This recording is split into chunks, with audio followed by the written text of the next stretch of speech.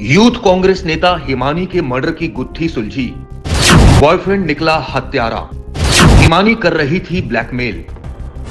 कांग्रेस की नेता हिमानी नरवाल के हत्याकांड की गुत्थी सुलझ गई है।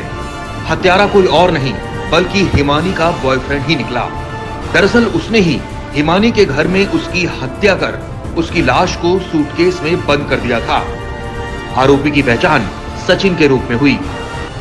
इस कहानी की शुरुआत होती है शनिवार को, जब हिमानी का शव रोहतक के सांपला स्थित एक बस स्टैंड पर एक नीले रंग के सूटकेस में मिला था।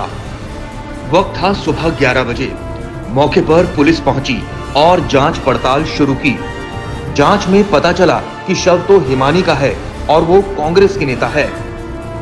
तुरंत पुलिस की एक टीम ने उसके मोबाइल फोन की डिटेल और सीसीटीवी फुटेज खंगालना शुरू किए, जबकि दूसरी टीम ने हिमानी के शव के पोस्टमार्टम की प्रक्रिया शुरू करवाई।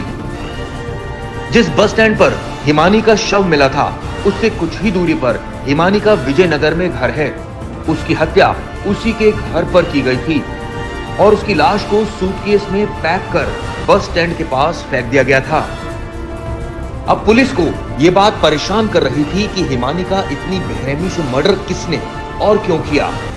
हिमानी के दोस्तों से पूछताछ के दौरान पुलिस को पता चल गया था कि हो ना हो इस केस में सचिन का रोल तो जरूर है, क्योंकि उसके कई दोस्तों ने ये बता दिया था कि इस घटना में सचिन का रोल हो सकता है। कई दोस्तों ने यहाँ तक बता दिया था कि सचिन हिमानी का प्रेमी है। कई दोस्तों ने यहाँ तक बता दिया था कि सचिन हिमानी का प्रेमी है। इतना ही नहीं, उसके मोबाइल डाटा से भी पता चल गया था कि उसकी घटना से पहले कई बार सचिन से बात हुई थी। एक टीम तुरंत सचिन के घर पहुंची, लेकिन वो वहां नहीं मिला। यानी अब पुलिस का शक पुख्ता हो चला था। कई टीमें सचिन के संभावित ठिकानों पर रेड करने लगी, लेकिन उन्हें कोई खास सफलता नहीं मिली। इस बीच पुलिस के हाथ एक सीसीटीवी फुटेज लगा। इसमें एक शख्स सूटकेस को लेकर जाता हुआ नजर आया। आखिरकार पुलिस को सचिन की लोकेशन बहादुरगढ़ में मिली, लेकिन वो वहां भी नहीं मिला। इसके बाद पुलिस को उसकी लोकेशन दिल्ली में मिली। यहां से उसे गिरफ्तार कर लिया गया। जांच में हत्यारे ने कबूल किया कि हिमानी की हत्या उसके घर पर की गई थी और वो शव को सूटकेस में डालकर ले गया था। दोनों रिलेशनशिप में थे। आरोपी ने यह कहकर सबको चौंका दिया कि हिमानी उसे ब्लैकमेल कर रही थी। वो हिमानी को काफी पैसे दे चुका था, लेकिन उसकी डिमांड खत्म ही नहीं हो रही थी। इस वजह से उसने इस हत्याकांड को अंजाम दे डाला। लेकिन इस घटना ने कई सवाल खड़े कर दिए हैं, जो अभी भी जस के तस हैं। यानी मसलन, क्यों हिमानी बार बार सचिन से रुपए ऐंठ रही थी? सचिन को किस बात पर ब्लैकमेल किया जा रहा था? सचिन ने हिमानी की हत्या की योजना क्यों बना डाली? आखिरी दिन हिमानी के घर कैसे पहुंचा था आरोपी? 27 फरवरी के बाद से क्या हिमानी गायब थी? ऐसे कई सवाल हैं जिनका जवाब मिलना अब जरूरी है। इस बीच हिमानी की मां का बयान भी सामने आया है। यानी अब परिवार को बस इंतजार है इंसाफ का।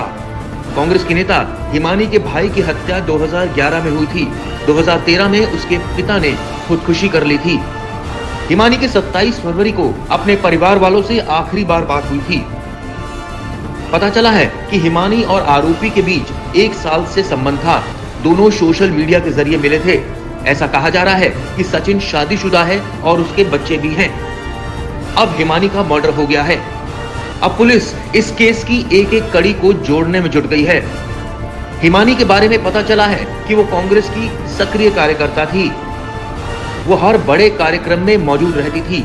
राहुल गांधी की भारत जोड़ो यात्रा से भी जुड़ी हुई थी। उसकी कई तस्वीरें नेताओं के साथ भी मौजूद है।